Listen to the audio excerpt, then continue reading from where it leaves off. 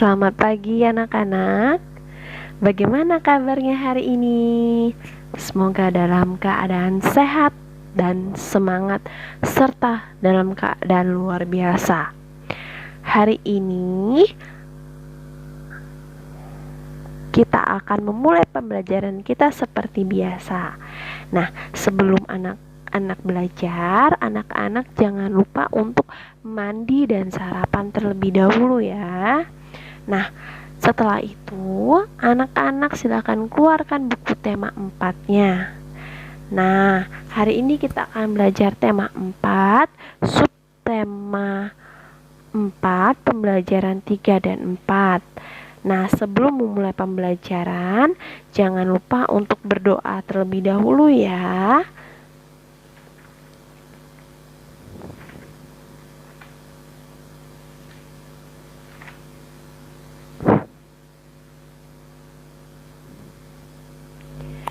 Ini adalah kompetensi dasar yang ingin dicapai pada pembelajaran hari ini. Ada 3 KD 3.4, mengenal kosakata dan konsep tentang lingkungan sehat dan lingkungan tidak sehat di lingkungan sekitar, serta cara menjaga kesehatan lingkungan dalam bahasa Indonesia atau bahasa daerah melalui teks tulis, lisan, dan visual. KD 3.10 menjelaskan bangun datar dan bangun ruang berdasarkan ciri-cirinya. KD 3.4 menjelaskan memahami pengolahan bahan alam dan buatan dalam berkarya. Nah, melalui dari kompetensi dasar tadi, maka tujuan pembelajaran kita hari ini yaitu 1. Siswa dapat menyebutkan isi teks yang dibaca berkaitan dengan lingkungan tidak sehat. 2. Siswa dapat menentukan bangun ruang berdasarkan banyak busuk, sisi, dan titik sudut secara benar. 3. Siswa dapat mengidentifikasi bahan buatan dan alat untuk membuat karya hiasan secara tepat. Anak-anak, silakan perhatikan gambar yang Ibu tampilkan ini ya. Kira-kira adakah anak-anak yang tahu ini gambar apa? Ya, benar. Ini adalah gambar pasar. Nah, pasar ini terdapat di Kota Bengkulu, yaitu Pasar Minggu. Pasti atau mungkin ada beberapa dari anak-anak yang pernah menemani mama belanja ke pasar ini. Nah, jika ada anak-anak yang pernah menemani mama, mungkin tahu keadaan di pasar ini. Namun, anak-anak juga bisa perhatikan nih gambar ini. Nah, berdasarkan gambar itu dapat dilihat bahwa keadaan pasar itu cukup becek. Jadi ketika anak-anak ke pasar, terkadang keadaan sekitar pasar itu kurang bersih. Nah, ada hubungannya sama pembelajaran kita pada hari ini, terutama pada teks yang akan kita bacakan, yang akan Ibu bacakan pada halaman 174. Nah, teks ini akan Ibu bacakan. Anak-anak silakan simak dari rumah ya. Judulnya Pasar yang kotor menjadi sarang penyakit. Pasar yang kotor akan menjadi sarang penyakit. Sampah yang dibiarkan berserakan membuat lingkungan kumuh. Ketika hujan turun, tanah akan berlumpur dan becek. Jika lumpur mengenai kulit, sampah akan mengakibatkan gatal-gatal. Pasar yang kotor tentu ada penyebabnya. Pasar kotor karena kurangnya kesadaran pengguna pasar menjaga kebersihan. Pedagang dan pembeli banyak yang membuang sampah sembarangan. Sudah seharusnya kita peduli kebersihan lingkungan. Bersih itu sehat.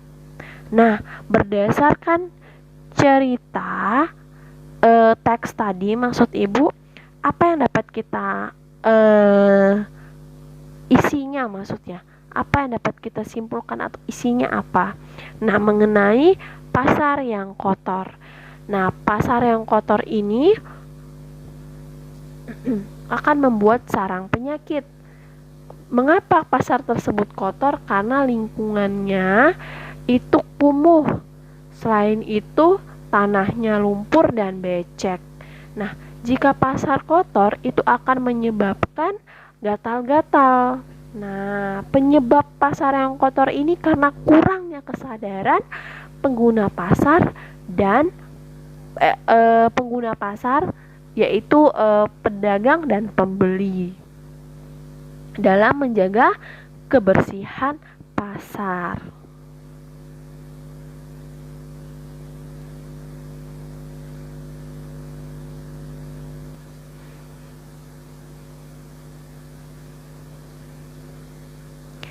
Nah, ketika menemani mama belanja ke pasar tadi, pasti banyak sekali nih barang-barang kebutuhan yang dijual di pasar.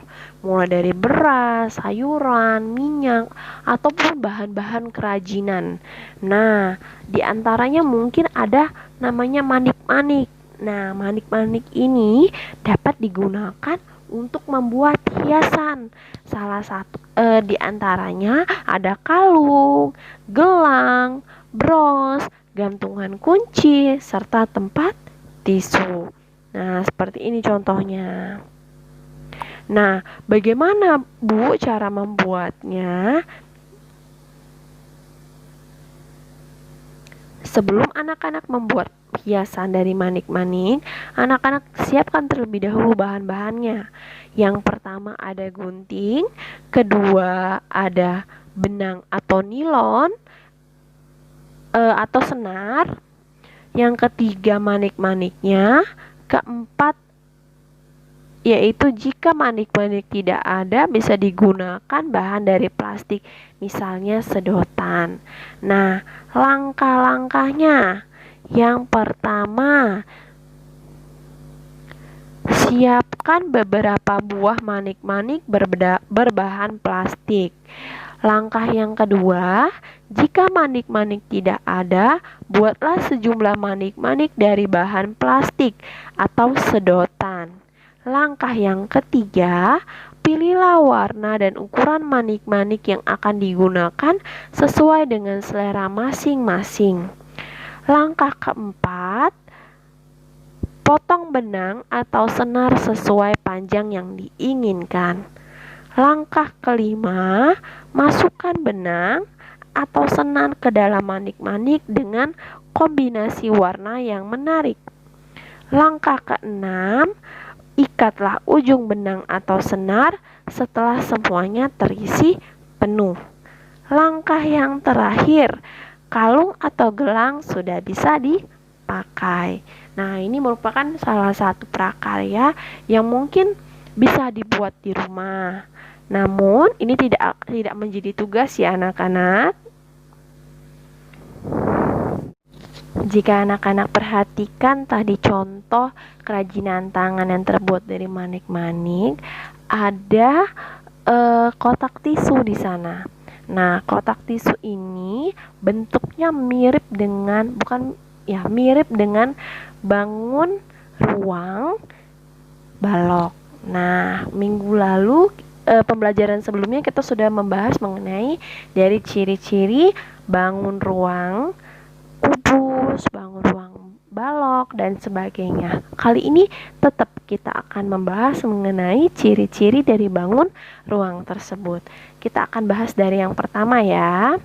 Nah, prisma segi 6. Prisma segi 6 ini memiliki 8 sisi, memiliki 18 rusuk, dan memiliki 12 buah titik sudut. Nah, seperti ini contoh daripada prisma segi 6. Nah, yang kedua adalah bangun balok. Nah, ini tadi bentuknya mirip seperti kotak tisu, bukan? Nah, ciri-cirinya yang pertama, memiliki 6 sisi, memiliki 12 rusuk, dan memiliki 8 titik sudut. Kemudian, ada kubus. Kubus ini memiliki 12 rusuk, 6 sisi dan 8 titik sudut. Sedangkan prisma segitiga memiliki 5 sisi, 9 rusuk dan 6 titik sudut. Nah, kita akan mencocokkan bersama. Jadi seperti gambar prisma ini dicocokkan. Nah, kita akan mencocokkan pada gambar yang pertama. Nah, yang pertama ini adalah bangun kubus. Nah, kubus ini memiliki 12 rusuk, 6 sisi, dan 8 titik sudut. Yang kedua, prisma segitiga memiliki 9 rusuk, 5 sisi, dan 6 titik sudut. Nah, balok itu juga memiliki 12 rusuk, 6 sisi, dan 8 titik sudut. Kemudian prisma itu juga memiliki 9 rusuk, 5 sisi, dan 6 titik sudut. Nah, kita akan masuk ke pembelajaran 4 ya anak-anak. Nah, pembelajaran 4 ini teks ceritanya ada di halaman 180. Nah, Ibu akan bacakan teks cerita ini untuk anak-anak. Anak-anak boleh simak dari rumah ya. Judulnya WC umum yang kotor harus dibersihkan. WC umum yang kotor banyak penyebabnya. Hal yang terjadi karena banyak pengunjung yang tidak peduli lingkungan. Banyak yang membuang sampah sembarangan. Sampah yang dibuang dapat menyumbat saluran air. Air akan menjadi tergenang. WC umum yang tersumbat harus segera dibersihkan. Sampah yang menyumbat harus disingkirkan. Lantai dan saluran airnya harus dibersihkan. Agar lebih bersih, dapat digunakan pembersih lantai dan sabun. Dengan demikian, WC umum akan menjadi bersih dan wangi. Pengunjung menjadi nyaman karenanya.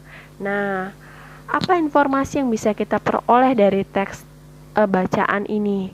Yang pertama, itu penyebab WC yang kotor karena ketidakpedulian pengunjung. Nah, pengunjung ini banyak membuang sampah sembarangan.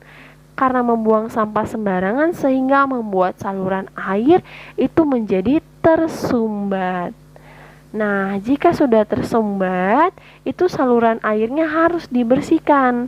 Nah, membersihkannya ini bisa menggunakan pembersih lantai dan sabun maksud Ibu. Nah, jika WC tersebut wangi dan bersih, maka pengunjung akan nyaman karenanya. Nah, itu informasi yang bisa kita peroleh dari teks tadi. Sekarang, jika anak-anak perhatikan, tadi ada disebutkan di sana mengenai sabun. Nah, anak-anak, ternyata sabun ini bisa membuat hiasan loh. Tadi kita sudah membahas mengenai hiasan yang terbuat dari manik-manik. Nah, ternyata sabun ini bisa dibuat juga hiasan. Nah, sabun ini dapat digunakan untuk membuat kerajinan. Salah satunya hiasan nih. Nah, sabun ini itu termasuk ke dalam bahan buatan. Nah, sabun batangan itu bersifat lunak.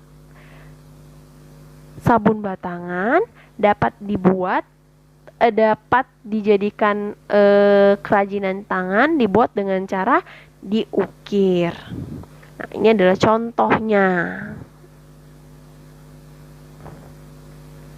Nah, bagaimana Cara membuat hiasan dari sabun batangan. Kita harus siapkan dulu alat-alat dan bahannya. Yang pertama alat dan bahannya pensil. Yang kedua, pahat ukir atau pisau, bisa menggunakan cutter juga. Nah, yang ketiga yaitu sabun. Ini yang paling penting. Nah, cara membuatnya bagaimana? Cara membuatnya, yang pertama, kita harus sediakan dulu sabun batang terlebih dahulu. Yang kedua, lukislah pada sabun sesuai gambar model yang diinginkan. Yang ketiga, ukirlah sabun menggunakan pahat ukir sehingga membentuk model yang diinginkan. Keempat, jika pahat ukir tidak ada, bisa menggunakan pisau. Kelima, berhati-hatilah menggunakan pahat atau pisau agar tidak terluka. Keenam, haluskan permukaan sabun yang diukir menyerupai model yang sempurna. Ketujuh, hiasan selesai dan siap dipajang. Nah, itu adalah cara-cara dalam langkah-langkah dalam membuat sabun batangan. Nah, anak-anak, pembelajaran kita pada hari ini telah selesai. Semoga apa yang Ibu sampaikan dapat dimengerti oleh anak-anak ya. Nah, Ibu tadi juga sudah kirimkan link kuisisis di grup WhatsApp kelas. Nah, anak-anak silakan kerjakan tugas ini. Tugas ini dikumpulkan paling lambat hari Senin. Anak-anak, semoga apa yang Ibu sampaikan dapat dimengerti oleh anak-anak. Namun, jika ada anak-anak yang belum mengerti, anak-anak boleh tanya dengan ibu atau wali kelas anak-anak. Nah, semoga anak-anak selalu sehat dan tetap semangat dalam mengikuti pembelajaran kita. Mari kita berdoa bersama agar pandemi yang kita hadapi saat ini itu segera berakhir sehingga anak-anak dapat kembali bersekolah. Demikian yang Ibu sampaikan. Demikian juga pembelajaran kita hari ini. Selamat pagi, sampai berjumpa kembali.